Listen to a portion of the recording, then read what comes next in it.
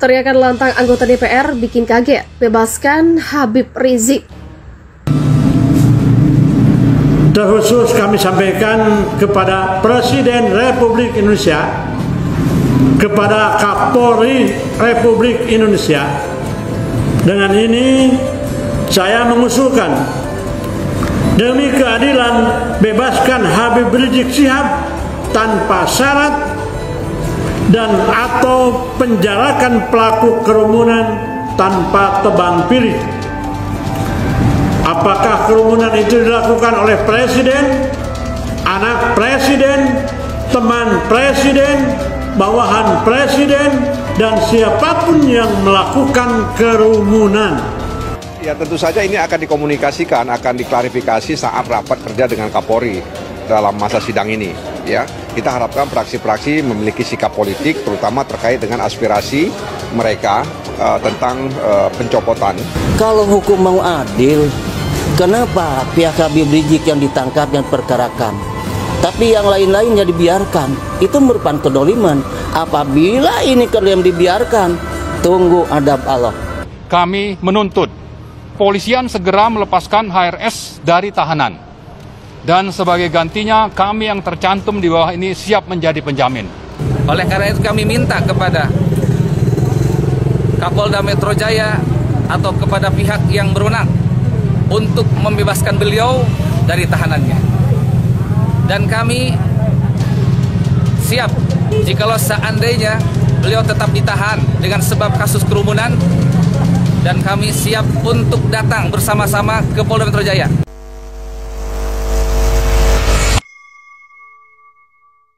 Mendadak anggota Komisi 11 DPR RI Rafrizal berteriak lantang meminta agar pemerintah dapat membebaskan Habib Rizik Syihab dari kasus pelanggaran protokol kesehatan yang menjeratnya. Hal itu diungkapkan Rafrizal melalui cuitan yang diunggah di akun media sosial Twitter miliknya @rafrizalskb. Rafrizal membeberkan bahwa permintaan pembebasan Habib Rizik Syihab atas kasus kerumunan tersebut didasarkan demi keadilan. Sebelumnya Habib Rizik ditahan oleh pihak kepolisian karena kasus kerumunan yang terjadi di Megamendung dan Petamburan pada November tahun lalu. Eksepsi yang diajukan oleh Habib Rizik Syihab terkait kasus kerumunan itu ditolak oleh pihak pengadilan dengan alasan beberapa poin sudah masuk materi pokok perkara dan beberapa poin lain dinilai tidak termasuk materi eksepsi. Rafrizal pun juga mempertanyakan apakah ketentuan kerumunan hanya berlaku bagi Habib Rizik Syihab. Rafrizal pun juga mempertanyakan apakah ketentuan kerumunan hanya berlaku bagi Habib Rizik Syihab saja. Sementara itu, eksepsi dari terdakwa Rizik Syihab atas dakwaan jaksa penuntut umum terkait kasus tes swab di Rumah Sakit Umi Bogor, Jawa Barat ditolak oleh Majelis Hakim Pengadilan Negeri Jakarta Timur. Bertindak sebagai ketua Majelis Hakim dalam sidang lanjutan Habib Rizik dengan agenda putusan sela, Katwanto dalam pertimbangannya mengatakan bahwa dakwaan JPU sudah sesuai ketentuan pasal 143 ayat 2 KUHP. Hal tersebut disampaikan oleh Katwanto dalam persidangan lanjutan kasus Habib Rizik di Pengadilan Negeri Jakarta Timur pada Rabu 7 April 2021 lalu. Bebaskan IBHRS tanpa syarat trending, mendukung Rizik bandingkan dengan kasus korupsi rezim Sontoloyo. Tagar terkait Rizik Syihab kembali trending, kali ini netizen kompak menggunakan tagar bebaskan IBHRS tanpa syarat. Tagar tersebut tampak merajai dunia maya Twitter pada hari Rabu ini 7 April 2021 dengan berbagai cuitan netizen. Setelah terkini.id melakukan penelusuran sesuai namanya, tagar ini rupanya memang ditunjukkan untuk menyuarakan opini pendukung Rizik yang menuntut agar panutannya lekas dibebaskan tanpa syarat. Terlebih sebagian dari mereka berpendapat bahwasanya Rizik Syihab telah membayar denda, maka sudah seharusnya dibebaskan. Berdasarkan penelusuran cuitan lainnya, ada yang menyampaikan aspirasinya melalui foto, video, atau bahkan hanya sekedar opini panas. Salah satunya akun PA009 yang membandingkan kasus Rizik dengan kasus korupsi di Indonesia.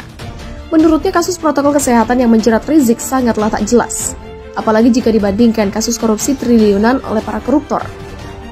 Untuk itu ia kemudian menyebut era pemerintahan Presiden Jokowi alias Joko Widodo sebagai rezim Sontoloyo, maling uang rakyat triliunan kasusnya di SP3. IBHRS kasus prokes yang gak jelas-jelas, tidak ada hukum pidananya malah dipenjara. Ini terjadi hanya di rezim Sontoloyo ini. #bebaskan IBHRS tanpa syarat. Kalau secara akal pikiran gue sih lebih penting kasus korupsi. Lah si HRS mah gak ngerugiin amat. Kecuali kalau orang yang disono kena COVID 50% baru pantas geger gede, balas akun netizen lainnya. Namun setelah pihak pro Rizik Syihab, ada pula sejumlah netizen yang berpikir sebaliknya. Bahkan menyebut perbandingan kasus korupsi dengan kasus Rizik tidaklah apple to apple. Ulama kok bohong, palsuin surat COVID, sakit ngaku sehat. Ini ulama atau apa? Kok nggak peduli orang bisa mati terpapar virus dari tubuhnya? Timpal akun Landscape. Hakim khawatir sidang diserbu massa jika HRS hadir langsung. Refli, ada polisi dan tentara untuk mengamankan. Pakar hukum tata negara Refli Harun menyoroti tuntutan jaksa agar hakim menjerat Habib Rizik dengan pasal 216 KUHP lantaran dinilai telah menghina persidangan. Dalam sidang perdana, mantan imam besar FPI itu Habib Rizik dinilai telah menghina persidangan lantaran ia tidak memberikan tanggapan atas dakwaan, mengikuti sidang dengan berdiri, serta meninggalkan persidangan tanpa persetujuan hakim. Dalam video yang diunggah di kanal YouTube Refli Harun, Refli mengaku miris melihat pengadilan tidak mengabulkan permintaan Habib Rizik untuk dihadirkan secara langsung. Menurutnya alibi mentaati protokol kesehatan sehingga tidak mengizinkan Habib Rizik untuk hadir. Di persidangan dinilai tidak beralasan. Padahal kita tahu dalam persidangan, misalnya termasuk sidang kemarin, jaksa banyak jumlahnya di situ. Ada hakim juga, ada penasehat hukum, dan ada juga pengunjung. Begitulah ujar Refli Harun. Lebih lanjut, pakar hukum tersebut menyoroti pernyataan Ketua Majelis Hakim Suparman Nyompa yang mengkhawatirkan banyaknya massa Habib Rizik yang akan berbondong-bondong datang ke persidangan jika HRS dihadirkan secara langsung. Pernyataan itu, kata Refli, memang sangat masuk akal, tapi ada dua hal yang menurutnya patut untuk digarisbawahi. Pertama, Habib Rizik memberikan jaminan ingin membantu kalau memang mengkhawatirkannya terhadap pendukung. Ia tentu ingin menghimbau agar dia bisa mengikuti sidang dengan tenang, menghimbau para pengikutnya untuk tertib, atau tidak menghadiri, atau tidak mengepung Pengadilan Negeri Jakarta Timur misalnya. Dan yang kedua, ya kita harus bicara peran penegak hukum, peran polisi. Karena mereka dikerahkan, bahkan bisa saja dikerahkan tentara sebagai bantuan untuk mengamankan sidang. Begitulah tuturnya memaparkan. Oleh karena itu, lanjut Refli, tetap tidak beralasan jika mengatakan Habib Rizik tak bisa menghadiri sidang lantaran kekhawatiran atas para pendukungnya tersebut. Akan tetapi, berbeda jika sidang mantan pentolan FPI itu dilaksanakan secara daring keseluruhan.